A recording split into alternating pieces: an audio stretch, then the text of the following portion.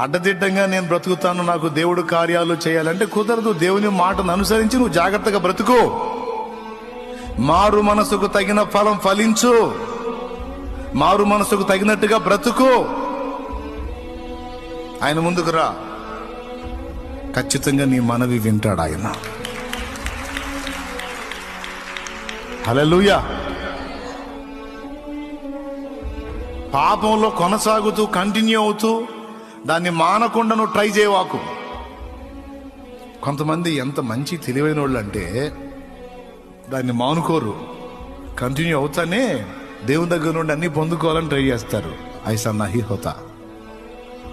నువ్వు వదిలే, మారు మనసు పొందు, క్షమాపణ అడుగు, తప్పుడు జీవితం దిద్దుకో, అప్పుడు రా, సహాయం చేస్తాడు.